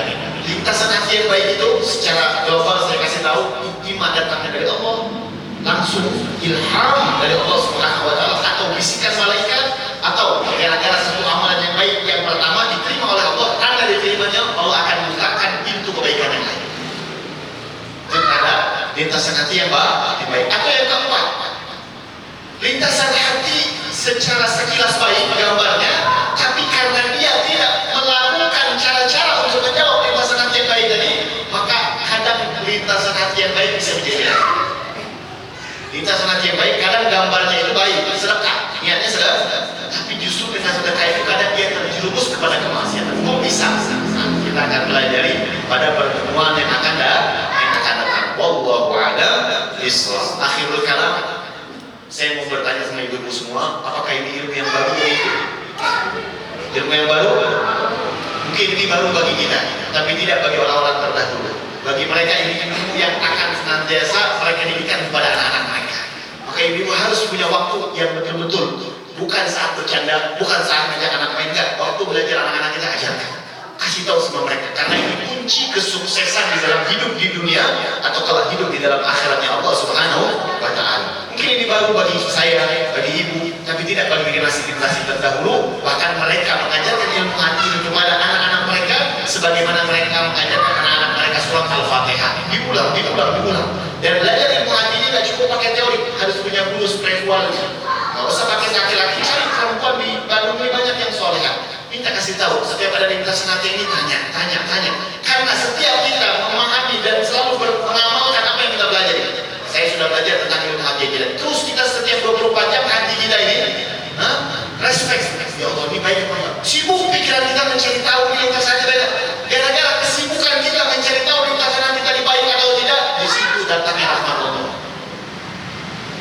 Makanya karena kita hidup dengan ma'ani, ayat-ayat Allah ini semua kelihatannya kayak gak ada apa-apa di mata manusia, belajar ini, tapi di mata Allah ada syai'un azim ma khalaqnakum abada. Kami gak ciptakan engkau dalam keadaan sia-sia wahai manusia, tapi dengan tujuan, dengan misi dan visi. Visi kita dapat ridha Allah, misi kita prosesnya dapat ridha Allah melalui jalan hati. Selalu memikirkan, ya. Tapi bukan berarti yang meninggalkan kewajiban lain, enggak. Sambil melakukan kewajiban lain, sambil juga berintrospeksi ini, selalu koneksikan hati kita kepada Allah dengan cara hati. Baik itu. Wallahu a'lam bishawab. Ada yang mau bertanya?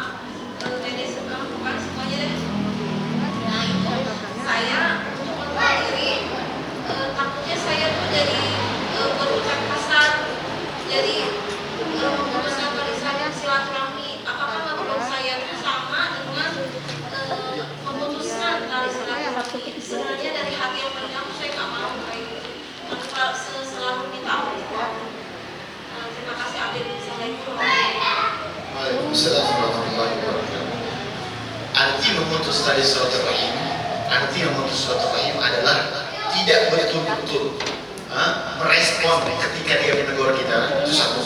Ya, atau betul-betul ada kebencian di dalam hati kita yang gak pernah mau lagi memulai untuk bercakap sama mereka tanpa ada uzur. Itu arti memutus tali silaturahim. Tapi ada pun kasus yang ibu sampaikan, ibu memblok mereka untuk berjaga-jaga di dalam hati kita supaya apa? Supaya kita tidak terjerumus kepada kemaksiatan tersebut. Dan Nabi Sallallahu Alaihi Wasallam menyatakan alam tusyar la disyar walakin litawaqi. Ya, kami berhenti atau kami tidak mau atau kami mengakui sebuah kejelekan untuk apa? Untuk kami menjaga-jaga diri. Saya sudah tahu nih, kalau saya buka, saya punya WhatsApp, pasti saya buluk lagi, pasti maka saya tutup pintu tersebut, bukan niat untuk memutus tali silaturahmi, tapi untuk mendidik saya punya keluarga supaya tidak terus jerumus kepada kemaksiatan. Maka itu bukan sebuah pemutusan tali silaturahmi. Beda kalau keluarganya sudah mulai mau merespon, datang minta maaf karena mungkin kemarin saya ngomong kotor ini, kita kemudian saya nggak mau, pokoknya itu baru memutus silaturahmi. Atau ketika ada momentum kita bertemu sama dia, kita nggak boleh sama sekali. Nggak boleh sedikit. Assalamualaikum, kayak anak saya sama saya.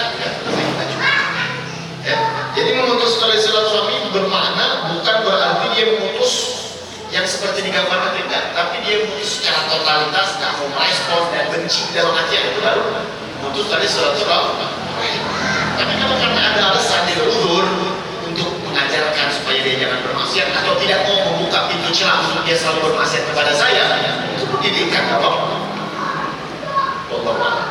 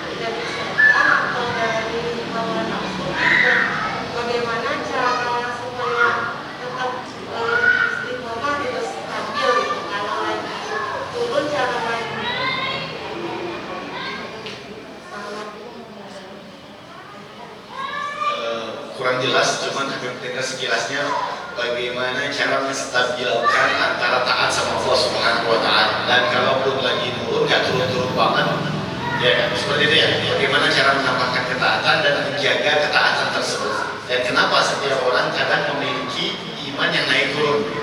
Apakah itu disebabkan karena lintasan hati datang dari syaitan, hawa nafsu, itu ya pertanyaannya. Oke. Yang namanya iman, memang di dalam hadis Nabi SAW bersabda, iman yazid wa yanqus. Yang namanya iman itu bertambah dan berkurang. Yazidu bil ta'ah wa yanqusu bil ma'siyah. Yang namanya keimanan itu bertambah dengan melakukan ketaatan. Semakin dia banyak melakukan ketaatan, semakin imannya akan bertambah. Tapi dia berkurang dengan melakukan kemaksiatan. Semakin dia banyak melakukan kemaksiatan, maka dia semakin akan menurun keimanannya. Kalau sudah imannya turun, maka dia akan malas melakukan ketaatan. Tapi kalau sudah imannya naik, maka dia akan semangat melakukan ketaatan. Kalau masalah lintasan sudah jelas tadi. Kalau kita maksiat, datangnya dari mana itu tadi sudah kita ketahui ya. Kalau dia dipakai zikir, sudah jelas ya. Nah sekarang caranya bagaimana menyetabilkan kita punya iman, biar dia supaya langsung naik terus, gak turun-turun lagi. Kalau turun dikit aja, dijawab oleh Imam Al-Habib Abdullah bin Alawi Al-Haddad di dalam kitabnya Masalih Diniyah. Beliau katakan yang namanya cara kontinu untuk melakukan ketaatan, jangan terlalu semangat mengikuti hawa nafsu, karena nanti tadi pertanyaan ibu tadi akan masuk pada lintasan hati yang baik. Contoh, kita pengen kontinu sholat duha, bagaimana caranya biar kita kontinu sholat duha baik gak? Baik dong. Tapi ada cara menjawab lintasan hati untuk sholat duha tadi, gak ujuk-ujuk langsung sholat 8 rakaat. Kalau kita langsung sholat 8 rakaat tanpa mengenali dulu lintasan hati datang dari mana, maka 8 rakaat tadi cuma sekali-kali nasukan, waduh. Ada. Tapi ketika lintasan hati dalam diri kita datang ingin mengajak sholat duha, apa yang harus kita lakukan? Memperhatikan 4 timbangan. Sebenarnya ini pembahasannya akan datang. Next, saya kasih tahu aja sedikit. Maka lintasan hati tadi ingin mengajak kebaikan, maka kita taruh dalam 4 timbangan. 1, ketika kita melihat lintasan hati tadi datang, Maka kita menjawabnya al-ajalah bila ta'ani, spontan langsung semangat tanpa kita melihat bagaimana cara yang paling baik melakukannya. Sampai melihat pokoknya ini perkara kurang ini lakukan doang. Terus kita lihat cara kita menjawabnya terburu-buru tanpa melihat bagaimana cara melakukan yang terbaik, atau kita lihat ketika kita menjawabnya kita melakukannya al-aman bila khauf, merasa aman, gak ada takut sama Allah.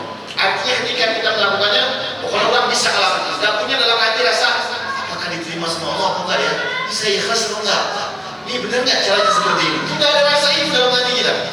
Atau yang ketiga, ketika kita sudah tahu bisa nasyad bila khasyah, semangat tapi gak ada rasa takut. Kira-kira nanti dia apa enggak ya, ini saya ingin melakukan, jangan ditinggal. Kalau tinggal syaitan lebih senang. Kalau ditinggalin udah saya kuasa capek-capek, dia nggak jadi beramal, udah jelek banget. Tidak, tapi harus betul-betul ada memiliki rasa takut. Mudah-mudahan gak ria, minta sama Allah, ya Allah, alhamdulillah Engkau yang memberikan ini, saya punya lintasan yang baik datang dari Engkau, Engkau yang bisa menjaga dan jaga lintasan hati ini, ya Allah, tolong banget ya Allah. Ada rasa-rasa seperti itu. Jadi ketika mau melakukan sholat 8 rakaat, jangan dulu kalau memang kita cara menjawabnya dengan 3 yang gak benar tadi, terburu-buru, semangat tanpa takut, rasa aman tanpa ada rasa akan diterima atau tidaknya oleh Allah Subhanahu wa Ta'ala. Maka yang harus dilakukan supaya stabil kita punya iman, maka kita harus pelan-pelan melakukannya, pelan-pelan, kemudian ada rasa takut sama Allah, dan kita meminta perlindungan daripada sifat-sifat jelek di dalam perlakuan amal tersebut, dan selalu bersyukur sama Allah. Artinya apa? Kalau pengen punya sholat duha yang istiqomah, lakukan pertama kali ada niat baik untuk sholat duha, lakukan 2 rakaat. Nafsu pengen sholat 4, enggak? 2 belak. Nafsu pengen sholat 4, enggak? Kamu terlalu semangat, 2 dulu. Besok 2 lagi. Besok 2 lagi. Seminggu 2, terus di minggu yang kedua adalah semangat sampai baik opa istiqomah 3 minggu pengen 6. Aku kan pelan. Pas 1 bulan dia malas. Setidaknya ketika dia malas, yang 2-nya gak ketinggalan sebagai istiqomah. Karena yang namanya niat yang baik, ketika kita pengen, ya Allah saya pengennya 1 bulan ini dari awal 222, bulan depan saya pengen tambah 8. Kalau bulan depannya kita meninggal duluan, alhamdulillah tapi meninggal husnul khatimah, itu niat kita yang sebulan depan udah jatuh sama Allah. Kan tujuan kita dapat pahala dari Allah, bukan amalnya. Bukan amalnya, tapi niat kita. Amal itu sebagai penyempurna dari apa yang kita niatkan. Niatul mu'min khairun min amalih, kata Nabi. Niat seorang yang beriman itu lebih baik daripada amalnya. Tidak secara mutlak, kebanyakannya seperti itu. Ya.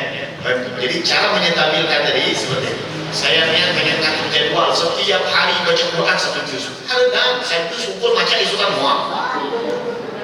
Mulai 5 ayat. Saya punya jadwal minimal dari jam 7 itu biasanya saya nonton di YouTube semua. Tapi mulai hari ini saya mau belajar untuk istiqomah baca Quran. Baca 5 ayat aja. 5 ayat baca Quran. Setelah ini silahkan lakukan yang biasa mau lakukan. Tapi jangan maksiat. Tetap tahan diri untuk tidak maksiat. 5 dulu. Oh saya mintanya pengen 10 ayat. Lah, tahan. Jangan tuh sekarang dalam kehidupan bukan engkau wahai nafsu aja bicara diri kita, tapi saya yang mengatur. Ilmu saya yang mengatur, iman saya yang mengatur, bukan engkau. Jadi harus kayak gitu. Biasanya ke suami, ke salah kita pahlawan, dengan niat baik sekarang sama salah. Biasanya, apa aja nyawa, kurangi. Jangan langsung berhenti secara total. Sulit juga. Kita ini manusia yang lemah, pelan-pelan, tapi istiqomah. Makanya Nabi bersabda, khairul amal indallah adwamuha wa in qalla. Sebaik-baik amal di mata Allah adalah yang sedikit tapi istiqomah. Itu caranya. Allah a'lam bishawab.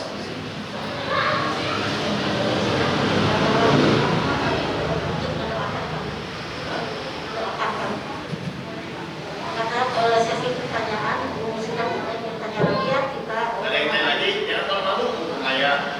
Boleh juga, masih boleh. Ya.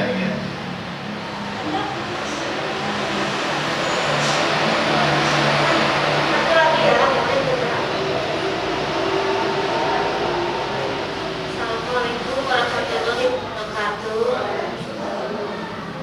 Habis saya mau tanya, bagaimana caranya agar hati kita tuh jadi hilangin rasa benci sama seseorang. Jadi kita pas hati kita ingin hilang benci dia memaafkan atau gimana, kan si orang itu kan masih tetap jahat sama kita. Gimana ya biar hati kita tuh nggak benci gitu sama orang yang jahat gitu. Ya bisa mengelola hati kita tuh agar tetap husnuzon, nggak seuzon kayak gitu hati. Terima kasih. Suatu hari ada seseorang datang sama guru kita, Habib Umar bin Hafid. Pas beliau lagi di Zambal, di salah satu makam wali Allah. Ada satu murid datang, dia bercerita sama cerita pertanyaannya sama kayak gitu. Gimana ngobatin? Saya benci sama orang, saya ini suka orang mulu sama orang, saya ini suka lihat orang tuh enak aja, jahat terus sama saya. Gimana dia bilangin perasaan itu? Di luar senyum, dikirain mau jawabnya pakai zikir ini, pakai zikir itu, mau pakai gini. Enggak, jawabannya simpel. Jawaban beliau singkat, la musaddiquh. Jangan percaya perasaan, tangkis. Lihat ada anak muda mau ke masjid, padahal biasanya main mobil di Jirway di Emang. Dia ke masjid juga kurang keraya rajin dia. Hati berbicara, paling kayak basic dari masjid. Hati bilang seperti itu, misalkan, dan sadis mungkin dia yang mau basic. Mungkin dia mau ambil basic karena dia tetangganya. Husnuzon aja, karena husnuzon adalah perkara yang paling tinggi. Gak ada kebaikan yang di atas husnuzon, gak ada. Paling tinggi. Tapi semua perkara yang paling buruk gak ada di bawahnya lagi. Semua.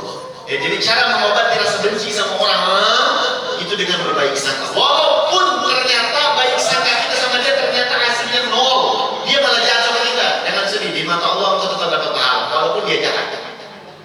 Di mata Allah engkau tetap dapat nilai walaupun engkau punya baik sangka ini salah, wrong, 0%. Baik sangka sama orang. Ini ceritakan sama Nabi, ada orang terdahulu mereka minta sama Allah melalui satu kuburan. Ya Allah, berkat kemuliaan kuburan ini, bukan minta kuburan, bukan, tapi wasilah. Ya Allah, berkat orang yang ada dalam kuburan ini, ya Allah, saya pengen hajat ini, tolong ya Allah, begini, dikabul sama Allah Subhanahu wa Ta'ala. Akhirnya ada orang yang nggak suka sama kuburan tadi, digali, ini apa isinya? Kuburan baru, tapi orang banyak datang. Dibongkar ternyata bangkai anjing, bukan manusia. Tapi kata Nabi, yang membuat dia sukses bukan karena kuburan itu, tapi persangka baik dia sama Allah. Persangka baik, dan persangka baik ini sudah kurang sekarang. Zaman akhir ini sudah kurang sekali. Jangankan sama orang lain, sama suami sendiri kita curiga. Yang namanya hubungan dijalin dengan kecurigaan gak bakal dapat sakinah mawaddah warahmah. Harus banyak husnuzon sama suami, tapi berhati-hati harus. Itu pun suami, dia baik sangka sama istri, gak bakal dia ngambil harta si suami dengan tanpa izin dan lain sebagainya. Tapi berhati-hati. Makanya suami kadang Masya Allah ketika ditanya sama istri, Pak, dia duit di bawah baju usaha, kan sial. Nah duit sial, saya udah disimpan di bawah baju kena uang gini sial. Boleh gitu suami ini kayak. Nah jangan berburuk sangka. Ya, jadi itu tangkis. Caranya menghilangkan dari tangkis terus. Setelah tangkis istighfar sama. Padahal kita udah tahu orang pembunuh nih. Hati-hati harus, tapi berburuk sangka jangan. Berburuk sangka jangan. Nabi yang mengajarkan kita berhati-hati. Kita tahu ada orang tukang bunuh lewat di depan rumah kita, berburuk sangka jangan. Oh dia datang rumah saya kayaknya mau enggak, tapi tutup pintu harus. Dia mau datang, baca Islam, assalamualaikum, tanya tuh, saya nggak ada apa-apa di rumah. Kalau ada suami, suruh suami nemuin. Ya kan? Berjaga-jaga harus, tapi berburuk sangka jangan. Oh mungkin dia niat mau taubat atau dia mau pinjam duit, bilang baik-baik sama dia. Walaupun nanti hasilnya nol, perasaan kita dapat nilai, dapat pahala dari Allah dan dapat pertolongan dari Allah Subhanahu wa Ta'ala. Wallahu a'lam bishawab. Ya mungkin juga dan rekan-rekan pertanyaannya cukupkan sampai sini dulu ya karena waktunya. Sekarang sebelum mengakhiri pengajian ini, mohon aku untuk mendoakan kami.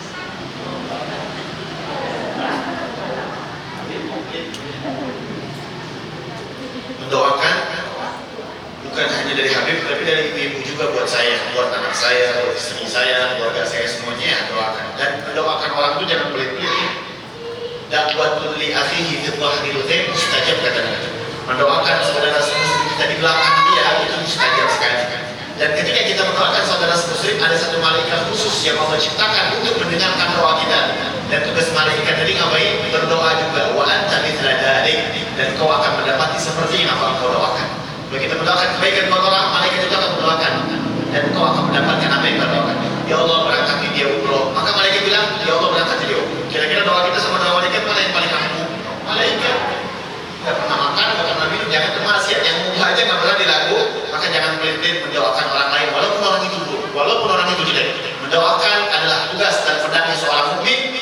mencegah keburukan tersebut. Akhir mutarnya kalau nggak bisa pakai tangan, nggak bisa pakai lisan, maka pakai doa. Karena itu pedangnya orang yang beriman kepada Allah Subhanahu wa Ta'ala. Maka kita berdoa bersama-sama. Bismillahirrahmanirrahim. Allahumma salli wa sallim ala sayyidina Muhammad wa ala ali sayyidina Muhammad. Alhamdulillahirabbil alamin. Allahumma salli wa sallim ala sayyidina Muhammad wa ala ali sayyidina Muhammad. Allahumma ya Allah, ya Karim, ya Rahmanir Rahim, ya Afu, ya Ghafur, ya Syakur, ya Tawwab, tub alaina, ya Tawwab, tub alaina, ya Tawwab, tub alaina, ya Mujibu da'wat, ya Man yajibul mutar' idza da'a. Allahumma ya Allah, inna nas'aluka ilman nafi'an. Kami meminta kepadamu ilmu yang bermanfaat, wa amalan mutaqabbalan, dan amal yang kau terima, wa rizqan thayyiban, dan rezeki yang baik bagi barakah, wa na'udzubika, dan kami berlindung kepadamu tentang 4 perkara: min qalbin la yakhsha, daripada hati yang tak kunjung takut, wa min ilmin la yanfa', daripada ilmu yang tidak bermanfaat, wa min nafsin la tashfa', dan daripada hawa nafsu yang tak kunjung kenyang, wa min du'ain la yustajabu laha, dan daripada doa yang tidak diijabah. Allahumma ya Allah, jadikan ibu-ibu dan bapak-bapak yang hadir pada kesempatan siang hari ini, maka jadikan mereka wanita yang solehah, wanita yang kau senantiasa bimbing mereka untuk selalu berada di dalam jalan ilmu, jalan ketaatan kepada Engkau, dan berikan kami kemuliaan untuk bisa selalu mengendalikan hawa nafsu kami ya Allah, dan jadikan kami raja bagi hawa nafsu kami, bukan hawa nafsu kami raja bagi dalam diri kami ya Arhamar Rahimin. Allahumma naddid qulubana, ya Allah, bersihkan hati kami daripada segala penyakit-penyakit yang lebih berbahaya daripada penyakit lahir, baik itu penyakit lahir berupa virus atau selain virus, maka hati penyakitnya lebih parah daripada penyakit lahir, dan selamatkan kami daripada penyakit-penyakit hati ya Allah, ya Rahman, ya Rahim. Dan berkahi majlis ini ya Allah, berkahi pengurusnya, berkahi ketuanya, berkahi wakilnya, berkahi jamaah-jamaah majlis Darul Ilmi ya Allah, birahmatika wa julika ya akramal akramin, ya Arhamar Rahimin. Ala hadhihi niyya wa kulli niyyatin salihah, ala ma nawi asrafuna salihun, wa ala ma nawi man yasma' bi hadhihi du'a min al-insi wal jinn wal malaikati wal arwah al-tahira, wa ila hadratin nabi Muhammadin sallallahu alaihi wa sallam bi sirri al-asrar al-Fatihah. A'udzu billahi minasy syaithanir rajim. Bismillahir rahmanir rahim.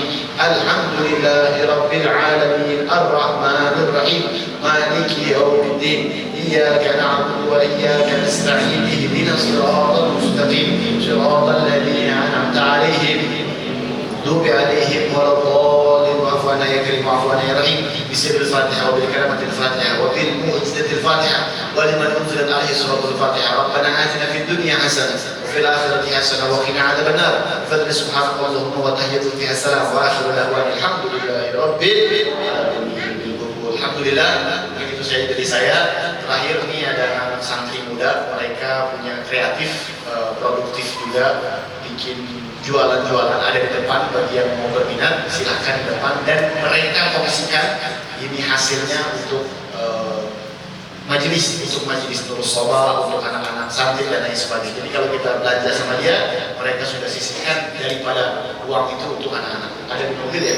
Ada madu yaman, ada parfum, macam-macam. Silakan kalau yang mau di aturan ini. Sekian dari saya, lebih kurang mohon maaf. Billahi taufiq wal hidayah, wallahu a'lam. Assalamualaikum warahmatullahi taala wabarakatuh.